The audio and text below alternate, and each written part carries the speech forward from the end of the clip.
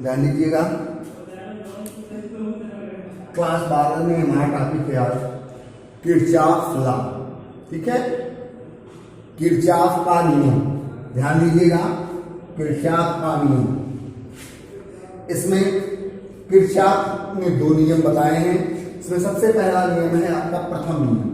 प्रथम नियम जो है कि आवेश संरक्षण का नियम भी इसको कहते हैं। ठीक है, प्रथम नियम जो होता है आवेश संरक्षण पर आधारित है, इसीलिए इसको आवेश संरक्षण का नियम कहते हैं। ध्यान दीजिएगा, पहला नियम जो क्या कहता है, किसी वैद्युत परिपथ में किसी वैद्युत परिपथ में किसी भी संधि पर मिलने वाली समस्त धाराओं का बीजगणितीय योग शून्य होता है। फिर से ध्यान देंगे, किसी वैद्युत परिपथ में किसी भी संधि पर मिलने वाली समस्त धाराओं का बीजगणितीय योग शून्य होता है।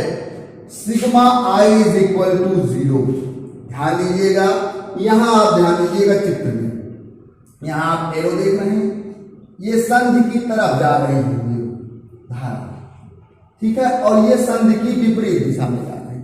तो जो संधि की तरफ धाराएं जो आएंगी उसको हम धनात्मक में लेंगे। ठीक है, धन चिन्ह के साथ लेंगे। जो संधि की तरफ धारा जिधर एरो बना हुआ है वो सब धनात्मक रूप में उसका मान लेंगे, और जो संधि से दूर जा रही हैं उसका मान हम ऋणात्मक लेते हैं। तो ध्यान दीजिएगा, यहां से I1 plus I2 plus I3 ये आपका धनात्मक होगा, क्योंकि ये सारी चीजें संधि की ओर, संधि जहां धाराएं सब मिल रही हैं, O पर, बिंदु O पर जहां सभी धाराएं मिल रही हैं वही संधि बन रही है। ठीक है, जोड़ हो रहा है। ठीक, तो संधि पर जो है धाराओं का बीजगणितीय योग शून्य होता है। जो संधि की तरफ धाराएं आ रही हैं उनको हम धनात्मक लेते हैं, और जो संधि से दूर जा रही हैं उनको ऋणात्मक लेते हैं। तो यहाँ देखिए I4 और I5 चित्र, ये संधि से दूर जा रही हैं, इनका मान हम माइनस में लेते हैं। ठीक है,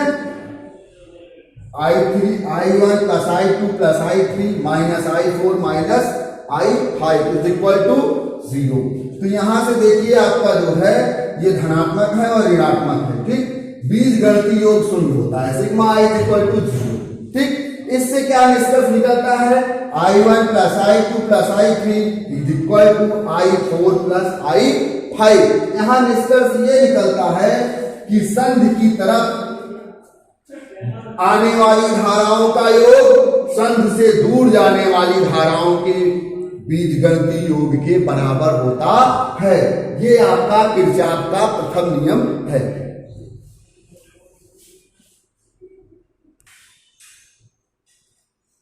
देखिए,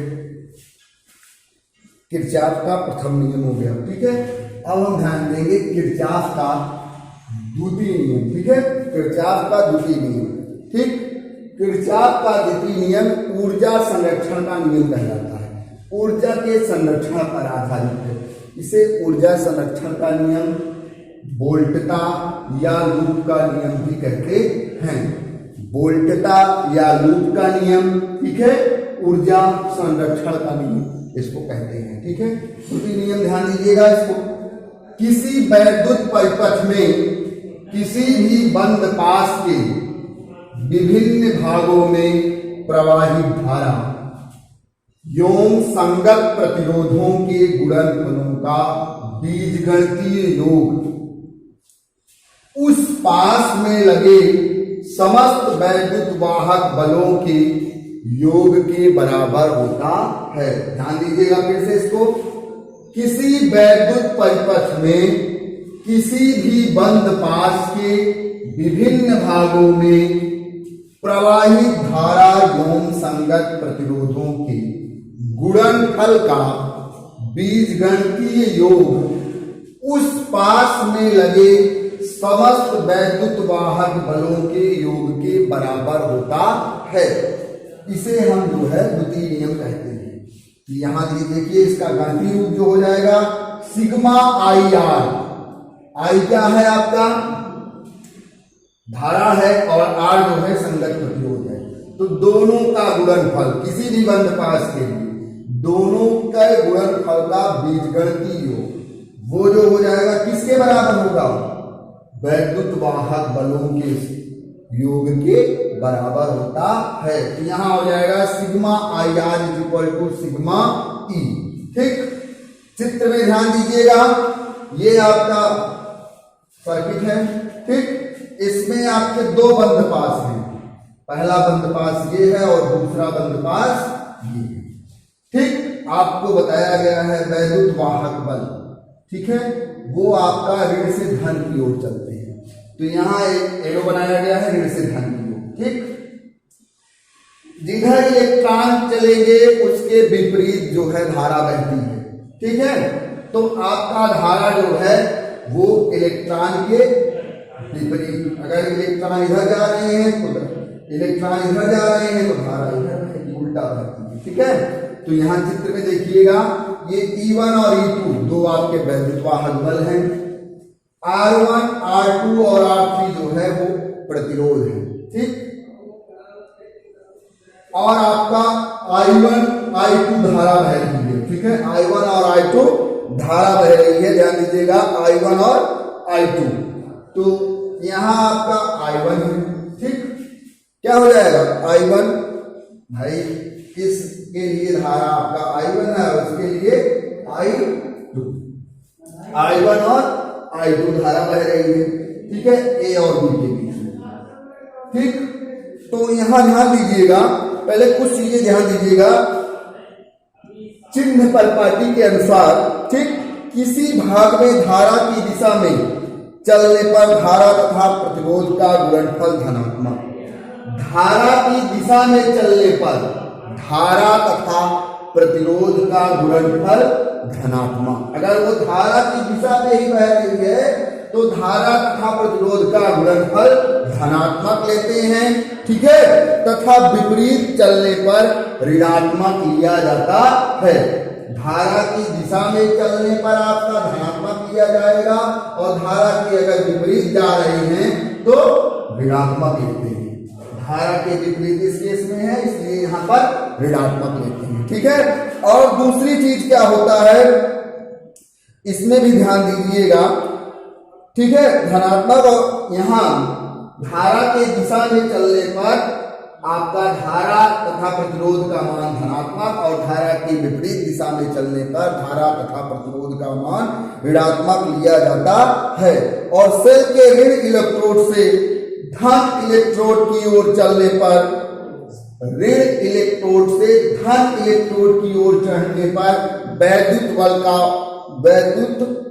वाहक बल का मान धनात्मक तथा विपरीत चलने पर वैद्युत वाहक बल का मान ऋणात्मक लिया जाता है। जैसे यहां आपका ऋण से धन की ओर चल रहा है तो यहां मान हम धनात्मक लेंगे, लेकिन हम जैसे यहां बढ़ रहे हैं तो यहां उल्टा हो जा रहा है। इसको आपको जो है इधर से चाहिए था, ठीक है, क्योंकि हम इधर से कंसीडर कर रहे हैं। इधर से ये बंद पास है आपका एक, ये बंद पास है आपका दो, बंद पास एक और बंद पास दो।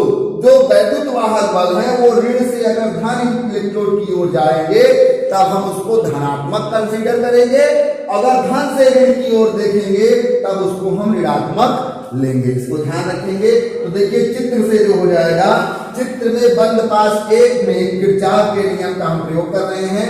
I1 और R1 धारा आपकी इधर बह रही है, इसको धनात्मक हम इधर से लेना शुरू कर रहे हैं। I1 और R1 यहाँ पर आपका धनात्मक है, लेकिन यहाँ देखिए, यहाँ हमको हम ऐसे जा रहे हैं लेकिन इसकी दिशा यहाँ बदल गई है। ठीक है, यहाँ आप धारा ऐसे जा रही है लेकिन यहाँ देखिए इसके विपरीत हो गई है, तो हम इसको इसलिए माइनस में रखते हैं। I1 R1 minus I2 R2। उसी प्रकार वैद्युत वाहक बल में इधर हम जब चलेंगे धनात्मक लेंगे, लेकिन यहाँ हम देख रहे हैं हम ऐसे जा रहे हैं और इसकी दिशा ऐसे बदल गई, विपरीत हो गई, तो यहाँ हमने माइनस रख दिया। तो E1 माइनस E2। इस प्रकार बंद पास एक में हम किरचॉफ के नियम से ये प्राप्त करते हैं I1 R1 minus I2 R2 is equal to E1 minus E2। Equation number 1 हो जाएगा। अब ध्यान देंगे बंद पास 2 के लिए। बंद पास 2 आपका ये है, नीचे वाला पहले बंद पास ये था, बंद पास 2 आपका ये। इसमें भी देखिए वही नियम, यहां से शुरू करेंगे हम। I2 R2 धनात्मक लेंगे, I2 R2 इधर ही हम जा रहे हैं, ठीक। फिर इधर भी देखिए, इसमें दोनों की दिशा एक जैसी है, इसीलिए दोनों हम धनात्मक रखते हैं। I2 R2 प्लस I1 धन I2। यहां देखेंगे आप, इधर से जो धारा आ रही है वो भी यहां जा रही है, और इधर से भी जो धारा आ रही है वो भी इसमें जा रही है। इसमें दोनों धाराओं का योग है, तो I1 धन I2 इंटू R3, ये हो जाएगा I2 R2 plus I1 I2 into R3 is equal to E2। इस प्रकार से हम दोनों सूत्र जो है दोनों बंधपाश के लिए हम किरचॉफ के द्वितीय नियम से सूत्र प्राप्त कर सकते हैं, और इसका हम जो है सर्किट में विभिन्न सवालों में इसका प्रयोग करके हम सवाल सॉल्व कर सकते हैं। बहुत ही महत्वपूर्ण टॉपिक है, इसको आप जरूर ध्यान दीजिएगा। धन्यवाद।